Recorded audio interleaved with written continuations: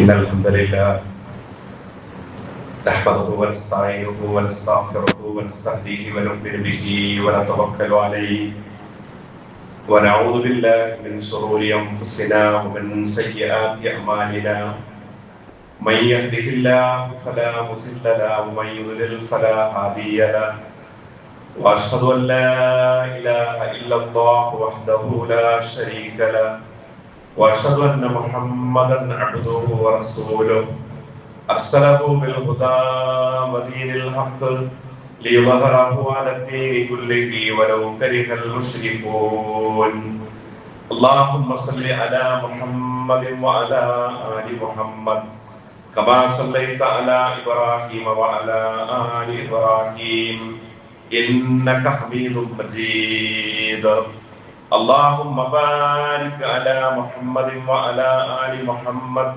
كما باركت على إبراهيم وعلى آل إبراهيم إنك حميد مجيد إن أريد إلا الإصلاح ما استطعت وما توفيقي إلا بالله عليه توكلت وإليه أنيب اللهم رب اشرح لي صدري ويسر لي أمري واحلل عقدة من لساني يفقهوا قولي يا أيها الناس اتقوا ربكم الذي خلقكم من نفس واحدة وخلق منها زوجها وبث منهما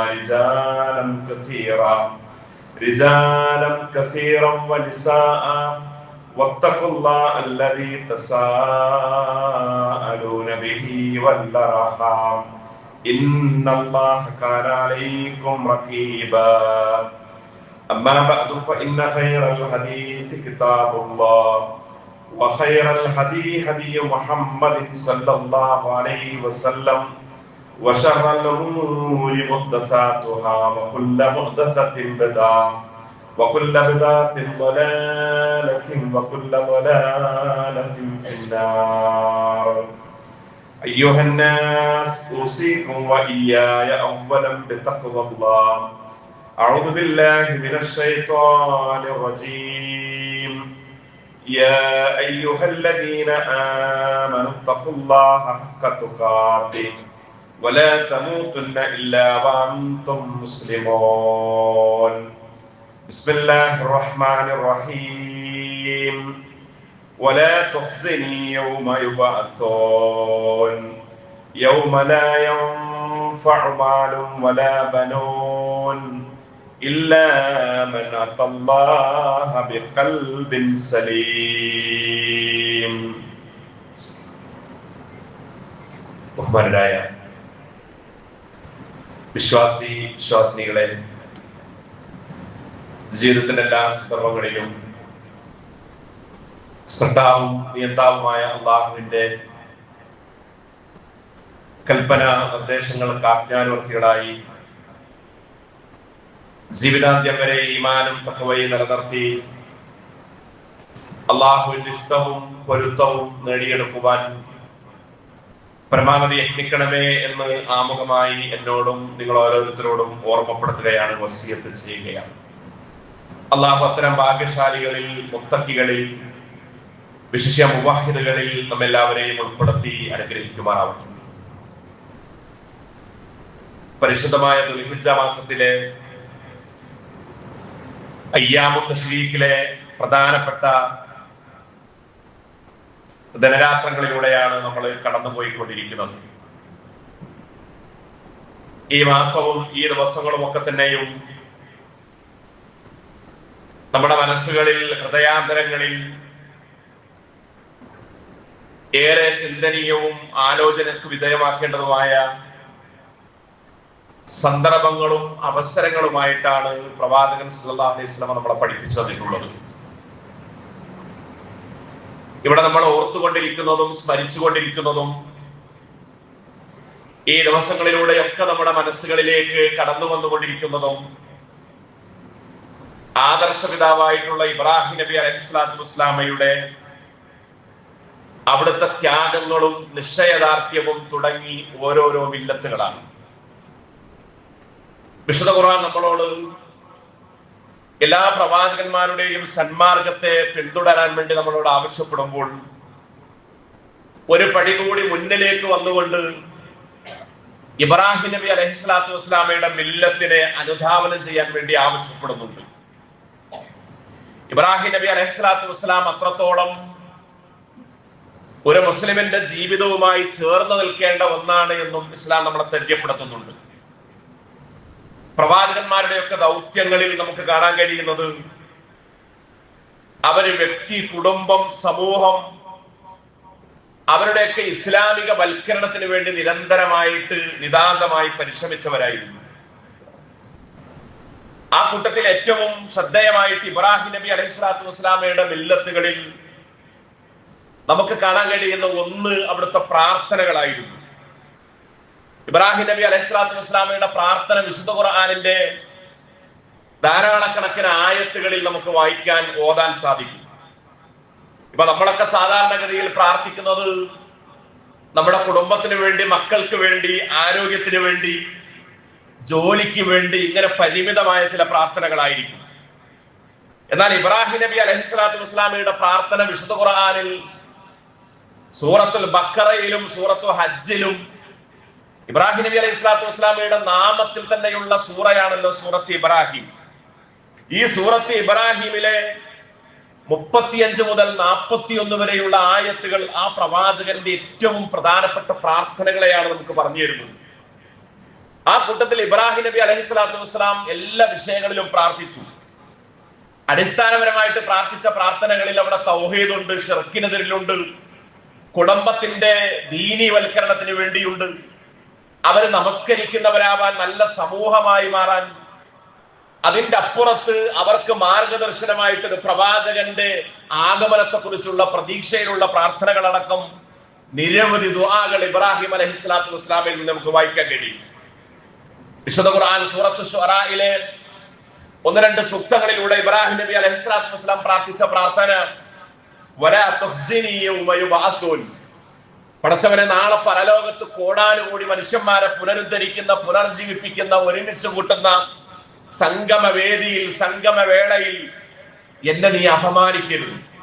എന്താണ് ആ ദിവസത്തിന്റെ പ്രത്യേകത? യൗമ ലാ യൻഫഉ മാലും വലാ ബനൂൻ, ഒരു മനുഷ്യനും തന്റെ സമ്പത്തും തന്റെ സന്താനങ്ങളും ഉപകരിക്കപ്പെടാത്ത ദിവസമാണത്. ഇല്ലാ മൻ അത്തല്ലാഹ ബിഖൽബിൻ സലീം, നല്ല ഹൃദയവുമായിട്ട് വന്ന ആളുകൾക്ക് മാത്രമാണ് അവിടെ വിജയിക്കാൻ സാധിക്കുക. ഇത് ഇബ്രാഹിം നബി അലൈഹിസ്സലാത്തു വസ്സലാമയുടെ പ്രധാനപ്പെട്ട ഒരു പ്രാർത്ഥനയായിരുന്നു. നമ്മൾ ആലോചിക്കൂ, ലോകത്ത് കടന്നു വന്ന പ്രവാചകന്മാരുടെ ഉപ്പ എന്ന് വിശേഷിപ്പിക്കപ്പെട്ട ഇബ്രാഹിം അലൈഹിസ്സലാത്തു വസ്സലാം പ്രാർത്ഥിക്കുന്നത് നാളെ പരലോകത്ത് എന്നെ അപമാനിക്കരുത്. പ്രിയപ്പെട്ടവരെ, നമ്മുടെ ജീവിതത്തിൽ നിരന്തരമായിട്ട് അത് നമ്മൾ നടത്തിക്കൊണ്ടിരിക്കണം. നാളെ പരലോകത്തിന്റെ പ്രത്യേകത എന്താന്ന് ചോദിച്ചാൽ നമുക്ക് ഒന്നും ഉപകരിക്കുകയില്ല. ഒരു മനുഷ്യൻ ഏറ്റവും പ്രധാനമായിട്ട് ശ്രദ്ധിക്കുന്ന 3 വിഷയങ്ങൾ, ഒന്ന് സ്വന്തം ശരീരത്തെ പറ്റിയാണ്. സ്വന്തം ശരീരത്തിനൊരു അപകടം വരുന്നത്, ഒരാപത്ത് വരുന്നത്, അല്ല ഒരു രോഗം വരുന്നതിനെ കുറിച്ച് നമ്മൾ പേടിച്ചുകൊണ്ടിരിക്കുന്നു. അത് വളരെ ശ്രദ്ധയോടുകൂടിയാണ് ഓരോന്നും നമ്മൾ കൈകാര്യം ചെയ്യുന്നത്. സ്വന്തം ആരോഗ്യത്തിന്റെ വിഷയത്തിൽ, ശരീരത്തിന്റെ വിഷയത്തിൽ. രണ്ടാമത് നമ്മൾ ശ്രദ്ധിക്കുന്നത് നമ്മുടെ മക്കളുടെ വിഷയത്തിലാണ്. ഈ മക്കളുടെ വിഷയത്തിൽ നമ്മൾ ധാരാളം ശ്രദ്ധിക്കും. അത് കഴിഞ്ഞാൽ പിന്നെ നമ്മൾ ശ്രദ്ധിക്കുന്നത് നമ്മുടെ സമ്പത്താണ്. ആ സമ്പത്ത് നഷ്ടപ്പെടാതിരിക്കാൻ, ആ സമ്പത്ത് നഷ്ടം വരാതെ ലാഭകരമാവാനുള്ള ശ്രമങ്ങൾ നമ്മൾ നടത്തും. എന്നാൽ ഖുർആൻ നമ്മളോട് പറയുന്നു, നാളെ പരലോകത്ത് ഇതൊന്നും നിങ്ങൾക്ക് ഉപകരിക്കാത്ത ഒരു ദിവസമാണ്. അന്ന് സ്വന്തം മനസ്സിനെ നന്നാക്കി അള്ളാഹുവിലേക്ക് അടുത്ത് ജീവിതത്തെ സംസ്കരിച്ചവർ, ഇല്ലാ മൻ അത്തല്ലാഹ ബിഖൽബിൻ സലീം, നല്ല മനസ്സുമായിട്ട് കടന്നു വന്നവർക്കാണ് നാളെ വിജയം എന്ന് ഖുർആൻ നമ്മളെ തെര്യപ്പെടുത്തുന്നതായിട്ട് നമുക്ക് കാണാൻ കഴിയുന്നു. ഇവിടെ നമ്മൾ ആലോചിക്കും, ഒരു നാടിന് വേണ്ടി, ഒരു ജനതയ്ക്ക് വേണ്ടി, ആ ജനതയുടെ ഉന്നമനത്തിന് വേണ്ടി നിരന്തരമായി പ്രാർത്ഥിച്ച ഒരു പ്രവാചകൻ ഇബ്രാഹിം നബി അലൈഹിസ്സലാത്തു വസ്സലാം. ആ പ്രാർത്ഥന നമ്മളും പിന്തുടരണം, അത് നമ്മൾ പിൻപറ്റണമെന്ന് ഖുർആൻ നമുക്ക് പറഞ്ഞു തരുന്നു. ഒരു ധാരാളക്കണക്കിന് ആയത്തുകളിലൂടെ ഈ പ്രാർത്ഥനകൾ നമുക്ക് പറഞ്ഞു തരുന്നിടത്ത് അവിടെയൊക്കെ നമുക്ക് കാണാൻ കഴിയുന്നതിൽ ഒന്നാമത്തേത്, ഇബ്രാഹിം നബി അലൈഹിസ്സലാത്തു വസ്സലാം സ്വന്തം ഭാര്യയെയും കുഞ്ഞിനെയും ഒറ്റക്കൊരു മരുഭൂമിയിലാക്കിയിട്ട് പോവുകയാണ്. ഇത് ഇബ്രാഹിം നബി അലൈഹിസ്സലാത്തു വസ്സലാമയുടെ മനക്കരുത്തും നിശ്ചയദാർഢ്യവുമാണ്. ആരോരുമില്ലാത്തൊരു കാലത്ത് ആ മണലാരണ്യത്തിൽ പാറകളും കുന്നുകളും കല്ലുകളും മാത്രം നിലനിൽക്കുന്ന ആ മരുഭൂമിയുടെ ആ ഒരു ഭാഗത്ത് ഒറ്റക്കിട്ട് പോലും ഇബ്രാഹിം നബി അലൈഹി സ്വലാത്തു വസ്സലാമക്ക് ഏറ്റവും വലിയ കരുത്ത് അള്ളാഹിലുള്ള തവക്കുലായിരുന്നു. ആ തവക്കുലിന്റെ കൂടെ തന്നെ ഇബ്രാഹിം നബി അലൈഹി സ്വലാത്തു വസ്സലാം നിശ്ചയദാർഢ്യത്തോടു കൂടിയാണ് അവിടുന്ന് തന്റെ ഓരോ കാര്യങ്ങളും അള്ളാഹുവിൽ ഏൽപ്പിച്ചത്. എന്നിട്ട് ഇബ്രാഹിം നബി അലൈഹി സ്വലാത്തു വസ്സലാം ആ തരിശായ ഭൂമിയിൽ അവരെ ഒറ്റക്കിട്ട് പോരുമ്പോ അവിടുന്ന് നടത്തിയൊരു പ്രാർത്ഥന ഖുർആൻ നമുക്ക് പറഞ്ഞു തരുന്നു.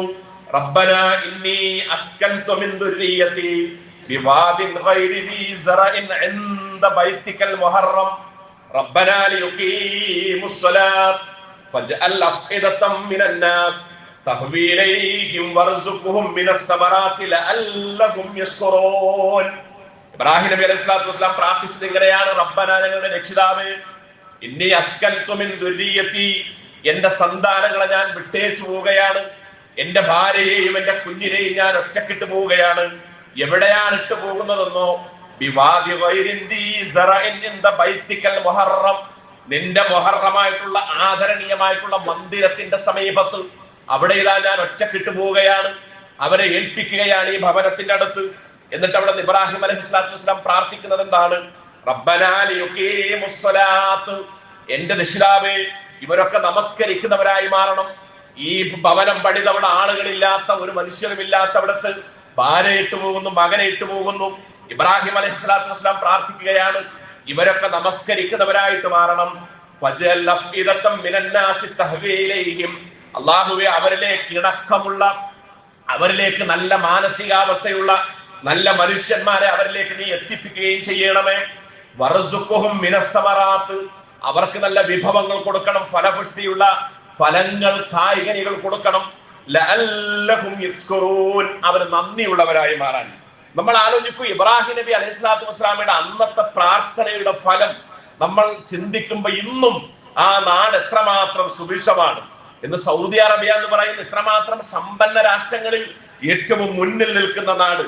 അവിടെ ഇന്ന് പെട്രോൾ കുഴിച്ചെടുക്കുന്നു, അവിടെ സ്വർണത്തിന്റെ ഖനനം നടക്കുന്നു, സ്വർണ്ണ മലകൾ. ഇബ്രാഹിം നബി അലൈഹി സ്വലാത്തു വസ്സലാം അന്ന് പ്രാർത്ഥിക്കുമ്പോ ആ പ്രാർത്ഥനയുടെ ഉത്തരം വർഷങ്ങൾ കഴിഞ്ഞപ്പോഴത്തേന് ആ നാട്ടിലേക്ക് തേടി വന്നു എന്നത് ഏറ്റവും വലിയ ഒരു മഹത്തരമാണ്. ഇതാണ് പ്രാർത്ഥന. നമ്മൾ ആലോചിക്കൂ, അവിടെ നമസ്കരിക്കുന്നവരെ ഉണ്ടാക്കണം, നല്ല മനുഷ്യന്മാരെ ഉണ്ടാക്കണം. അവിടുത്തെ പ്രത്യേകത എന്താണ്? അവിടെ നമസ്കരിക്കുന്നവർ അന്ന് ഈ കാബാലയം പണിതു പോകുമ്പോൾ ഒരു മനുഷ്യനും അവിടെ ഇല്ല. നോക്കൂ, ആ പ്രാർത്ഥനയുടെ ഫലം ഇന്ന് ലോകത്ത് ഒരേ സമയത്ത് ഒരു 20 ലക്ഷത്തോളം ആളുകൾ ഒരേ സമയത്ത് ജമാഅത്തിൽ പങ്കെടുക്കുന്ന ഏറ്റവും വലിയ മസ്ജിദായിട്ട് ഈ മസ്ജിദുൽ ഹറം മാറിയിരിക്കുന്നു. ഇബ്രാഹിം നബി അലൈഹി സ്വലാത്തു വസ്സലാം അതിന്റെ പരിസരത്ത് നിന്നുകൊണ്ടാണ് ഈ പ്രാർത്ഥന നടത്തിയത്. പിന്നെ എന്താണ് ഇബ്രാഹിം അലൈഹി സ്വലാത്തു വസ്സലാം പ്രാർത്ഥിച്ചത്? എന്റെ അല്ലാഹുവേ, എന്നെയും എന്റെ മക്കളെയും ഒക്കെ നമസ്കരിക്കുന്നവരാക്കി മാറ്റണം. ഇബ്രാഹിം നബി അലൈഹി സ്വലാത്തു വസ്സലാമയുടെ മില്ലത്തിൽ ഏറ്റവും പ്രധാനപ്പെട്ടതാണ്, പ്രിയമുള്ളവരെ, ഇത് റബ്ബി ജഅൽനി മുഖീമസ് സലാത്ത് വമിൻ ദുർരിയതി, എന്നെയും എന്റെ സന്താനങ്ങളെയും നമസ്കരിക്കുന്നവരാക്കി മാറ്റണം. ഇതൊരു പിതാവിന്റെ, ഒരു മാതാവിന്റെ, ഒരു കുടുംബനാഥന്റെ ഉത്തരവാദിത്വത്തിൽ ഏറ്റവും പ്രധാനപ്പെട്ടതാണ്. കുടുംബം ദീനുള്ളവരായിട്ട് മാറണം, അവർ നമസ്കരിക്കുന്നവരായിട്ട് മാറണം. നമസ്കാരം എന്ന് പറഞ്ഞാൽ അള്ളാഹുവിനോട് നമ്മൾ കാണിക്കുന്ന ഏറ്റവും വലിയ നന്ദിയാണ്. നാളെ പരലോകത്ത് ആദ്യം കർമ്മങ്ങളിൽ ചോദ്യം ചെയ്യപ്പെടുന്നത് ഈ നമസ്കാരത്തെ കുറിച്ചാണ്. ഈ നമസ്കാരം നമ്മളെല്ലാവരും നമസ്കരിക്കുന്നവരായി മാറുക. ഈ പുതിയ കാലത്ത് ഇത് വലിയ സാഹസികമായ ഒരു വിഷയമാണ്. ഇപ്പൊ കുടുംബനാഥൻ ചിലപ്പോൾ വിദേശത്തായിരിക്കും, മക്കള് വേറെ എവിടെയെങ്കിലും ആയിരിക്കും പഠിക്കുന്നത്, പലരും പല ഭാഗത്തായിരിക്കും.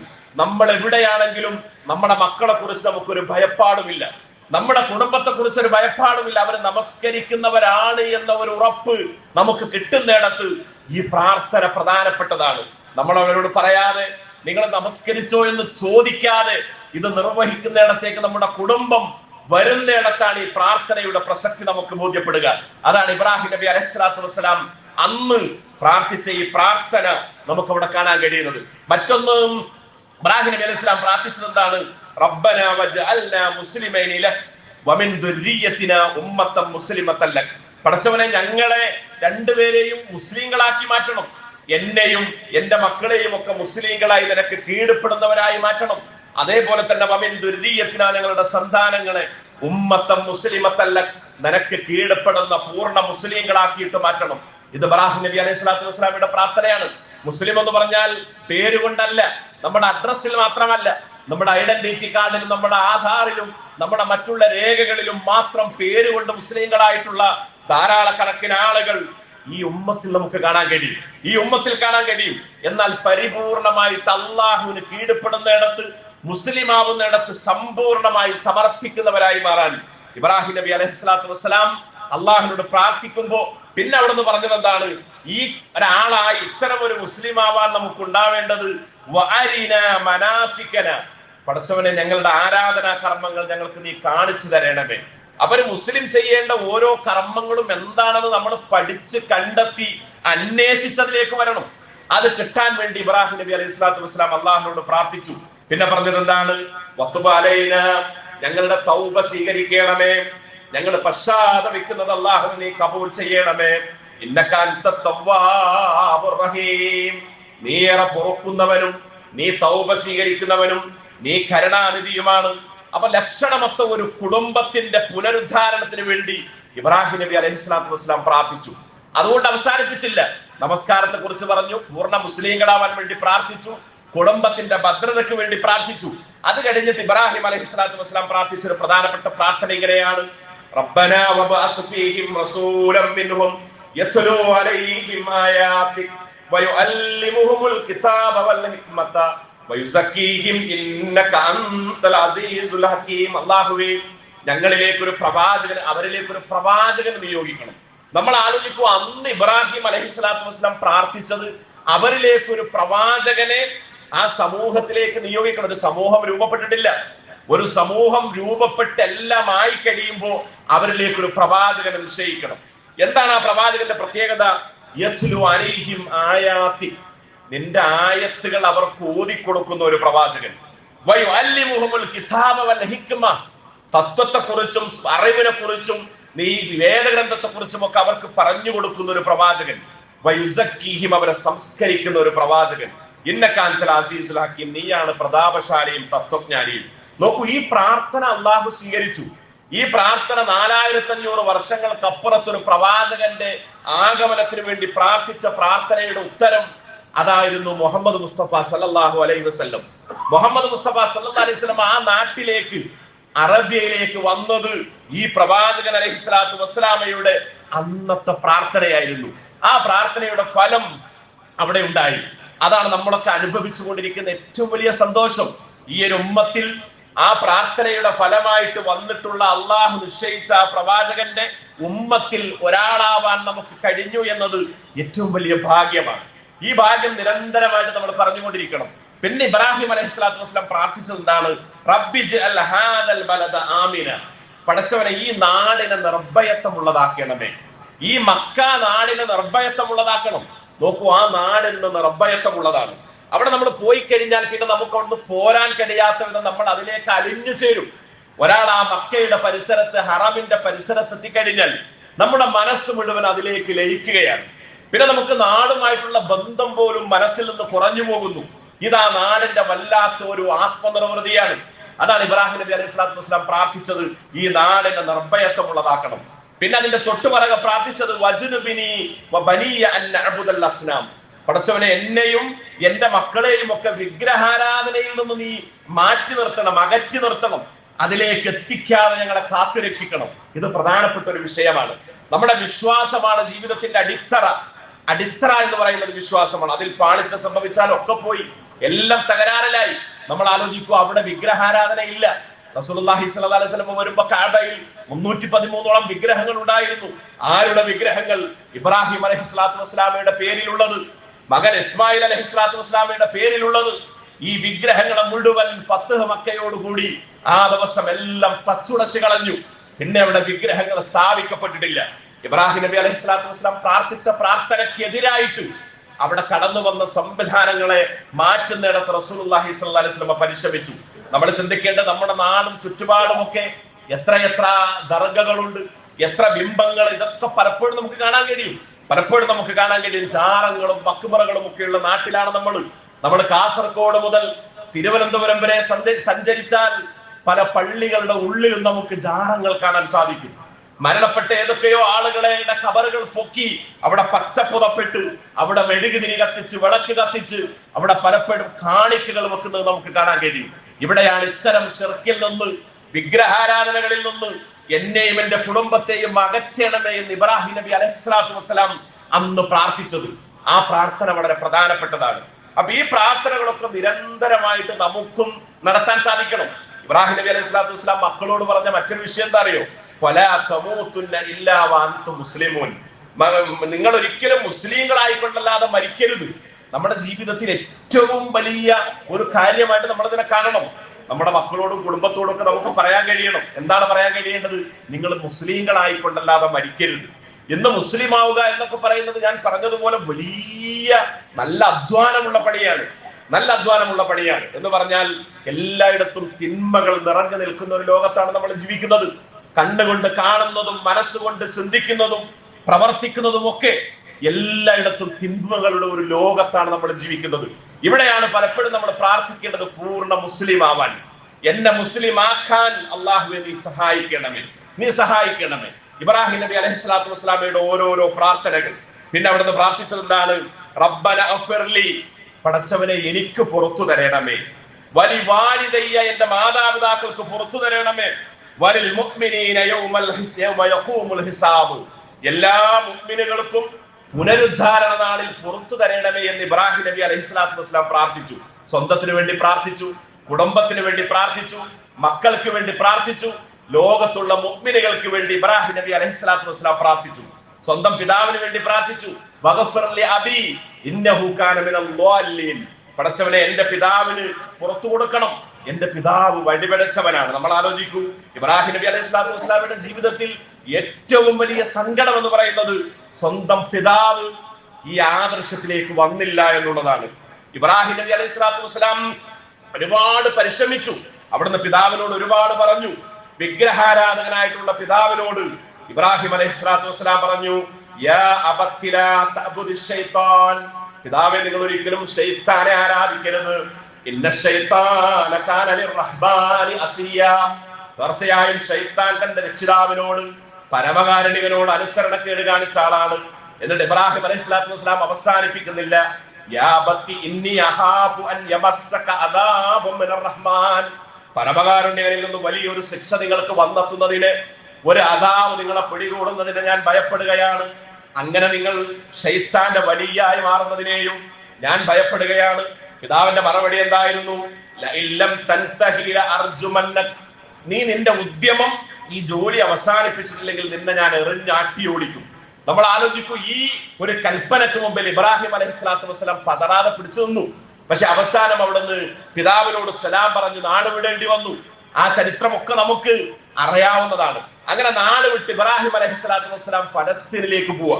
പിന്നെ ഫലസ്തീനിൽ നിന്ന് മക്കയിലേക്കും തിരിച്ചുള്ള യാത്രകളും ഒരു പുരുഷായുസ് മുഴുവൻ അള്ളാഹുന്റെ മാർഗത്തിൽ സമർപ്പിച്ച് വിജയിച്ചു. ഇനി നമുക്ക് ചരിത്രത്തിൽ കാണാൻ കഴിയും, നബി കരീം സല്ലല്ലാഹു അലൈഹി വസല്ലം പറഞ്ഞു, നാളെ പരലോകത്ത് വെച്ച് ഇതേ പിതാവ് ആസറിനെ ഇബ്രാഹിം അലൈഹിസ്സലാത്തു വസ്സലാം കണ്ടുമുട്ടും. അവിടെ നിന്നാണ് കാണുന്നത്.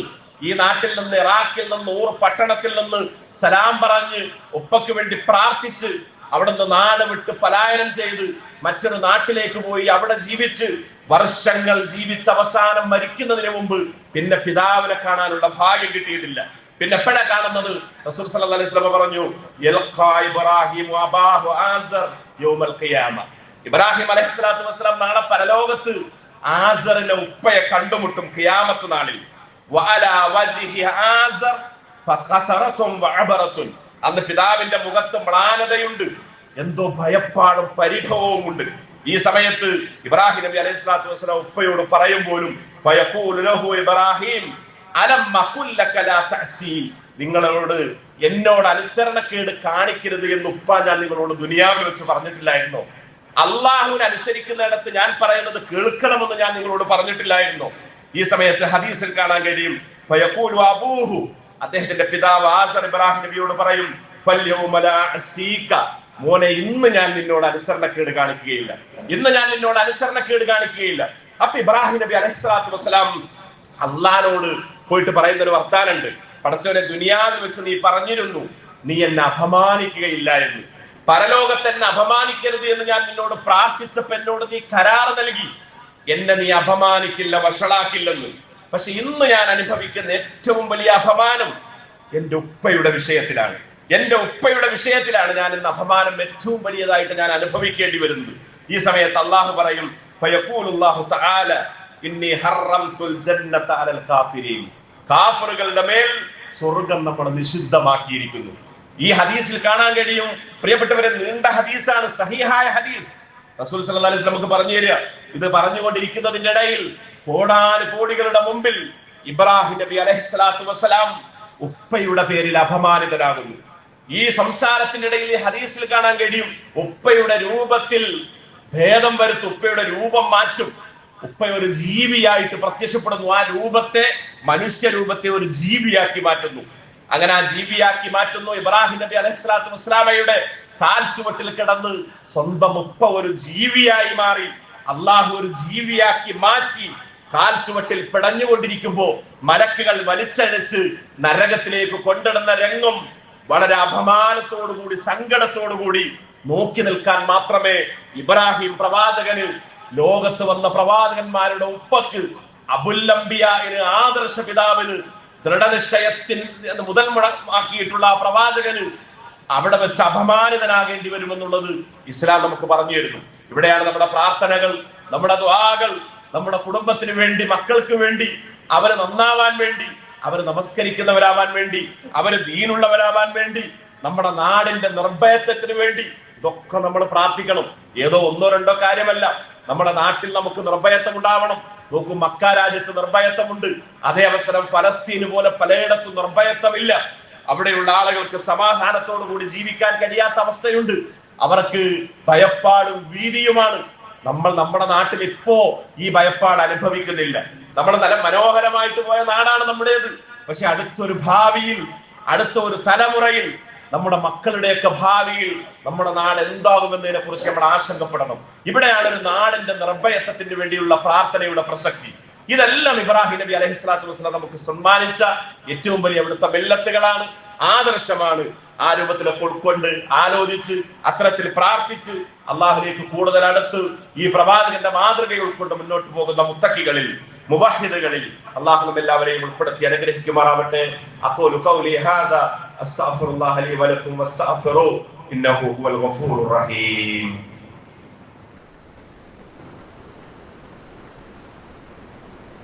അൽഹംദുലില്ലാഹി റബ്ബിൽ ആലമീൻ വലാഖിബത്തു ലിൽ മുത്തഖീൻ വലാ ഉദ്വാന ഇല്ലാ അലൽ ളാലിമീൻ. നബീന മുഹമ്മദിൻ വഅലാ ആലിഹി വസഹ്ബിഹി അജ്മഈൻ. അമ്മാ ബഅദ്. ഒരിക്കൽ കൂടി അള്ളാഹുവിന്റെ തഖ്വയുള്ളവരായി ജീവിക്കാൻ ശ്രദ്ധിക്കണമെന്ന് ഓർമ്മപ്പെടുത്തുകയാണ്. വേനലവധി കഴിഞ്ഞ് നമ്മുടെ വിദ്യാഭ്യാസ സ്ഥാപനങ്ങളൊക്കെ തുറക്കുവാനുള്ള അതിന്റെ പ്രവർത്തനങ്ങളിലും അതിന്റെ നടപടികളിലുമൊക്കെയാണ് ഇപ്പോഴുള്ളത് എന്ന് നമുക്കറിയാം. അറിവും വിജ്ഞാനവും ഒക്കെ വളരെ പ്രധാനപ്പെട്ടതും, അറിവ് നേടുന്നിടത്ത് ഇസ്ലാം അത്രമാത്രം പ്രാധാന്യം നൽകിയിട്ടുണ്ട് എന്നുള്ളതുമൊക്കെ ഒരു തിരിച്ചറിവാണ്. ഇൻഷാ അല്ലാഹ് അത്തരം വിഷയത്തെ കുറിച്ചൊക്കെ നമുക്ക് പിന്നീട് സംസാരിക്കാവുന്നതാണ്.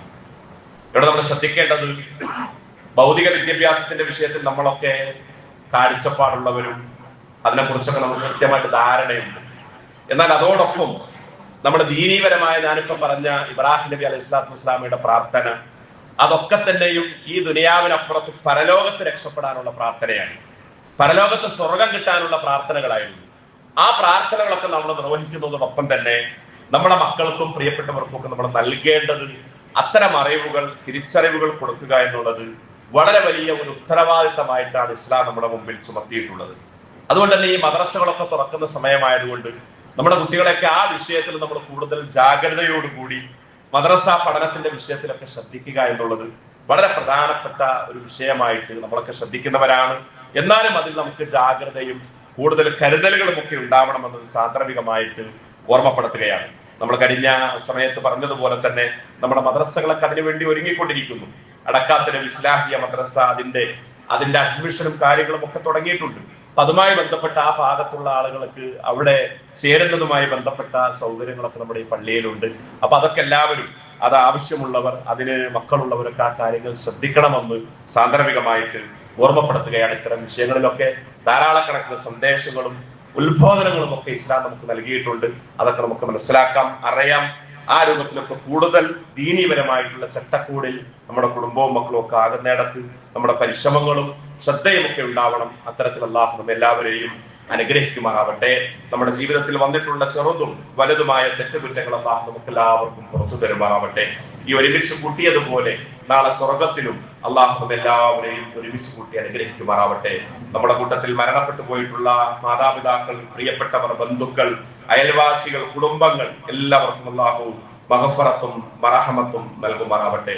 കഴിഞ്ഞ നമ്മൾ സൂചിപ്പിച്ചതുപോലെ, ഇന്നലെ പെരുന്നാൾക്ക് വേണ്ടി നമ്മൾ പ്രാർത്ഥിച്ചതുപോലെ, നമ്മൾ കഴിഞ്ഞ വെള്ളിയാഴ്ച പോലും നമ്മുടെ പള്ളിയിൽ ഉണ്ടായിരുന്ന നമ്മുടെ സഹോദരി ചോറോടുള്ള സുഫ്വാൻ മാഷുടെ ഉമ്മ റാബിയ, അവര് കഴിഞ്ഞ ദിവസമാണ്, മിനിഞ്ഞാന്നാണ് അവർ മരണപ്പെട്ടത്. മിനിഞ്ഞാന്ന് രാത്രി തന്നെയാണ് അവരുടെ ഖബറടക്ക കർമ്മവും അവരുടെ നമസ്കാരവും ഒക്കെ പൂർത്തിയായിട്ടുള്ളത്. കഴിഞ്ഞ വെള്ളിയാഴ്ച ഇതേ ജുമഅക്ക് നമ്മുടെ പള്ളിയിൽ ഉണ്ടായിരുന്നു. അത് കഴിഞ്ഞുള്ള അടുത്ത ദിവസങ്ങളിലുമൊക്കെ നമ്മൾ ഒന്നുകൂടി ആവർത്തിക്കുകയാണ്. അവര് എല്ലാ രംഗങ്ങളിലും ജീവകാരുണ്യ പ്രവർത്തനങ്ങളിലൊക്കെ അവർ സജീവമായി പങ്കെടുത്ത ആളായിരുന്നു. മരണപ്പെടുന്നതിന്റെ ഏതാനും ദിവസങ്ങൾക്ക് മുമ്പ്, ഈ കഴിഞ്ഞ വെള്ളിയൊക്കെ കഴിഞ്ഞ് ആ ശനിയാഴ്ച അവരവർ വിലപ്പെട്ട അവരുടെ ആഭരണവും അതുപോലെ തന്നെ പണവും ഒക്കെ അത്തരം ഒരു ചാരിറ്റിക്ക് വേണ്ടി അവരെ ഏൽപ്പിക്കുന്ന സമയത്ത് അവര് ചോദിച്ചു, എന്താണ് നിങ്ങൾ തരാൻ? അപ്പൊ അവർ പറഞ്ഞത്, എന്റെ പരലോക മോക്ഷം എനിക്ക് സ്വർഗത്തിൽ കിട്ടാൻ വേണ്ടിയാണെന്ന് പറഞ്ഞു കൊടുത്ത്, അത് കഴിഞ്ഞു ഒരു 3-4 ദിവസങ്ങൾ കഴിയുമ്പത്തേന് അള്ളാഹുവിന്റെ വിളിക്കുത്തരം നൽകി അവർ യാത്രയായി. അവരേതൊരു ഉദ്ദേശത്തിലാണോ അവരുടെ എല്ലാ കർമ്മങ്ങളും ചെയ്തത്, ഓരോ സ്വതക്കയും ദാനധർമ്മവും, അതൊക്കെ ആ സ്വർഗത്തിൽ അവർക്കൊരു മുതൽക്കൂട്ടായി അള്ളാഹു നൽകുമാറാവട്ടെ. നമ്മുടെ ജീവിതത്തിൽ കൂടുതൽ കൂടുതൽ അള്ളാഹുലേക്ക് അടുക്കുന്നവരായി നമ്മുടെ കുടുംബമൊക്കെ മാറാൻ നിരന്തരമായിട്ട് നമ്മൾ പ്രാർത്ഥിക്കുക. അത്തരത്തിൽ അള്ളാഹു എല്ലാവരെയും അനുഗ്രഹിക്കുമാറാവട്ടെ. അല്ലാഹുമ്മ ഗ്ഫിർ ലിൽ മുഅ്മിനീന വൽ മുഅ്മിനാത്ത് വൽ മുസ്ലിമീന വൽ മുസ്ലിമാത്ത്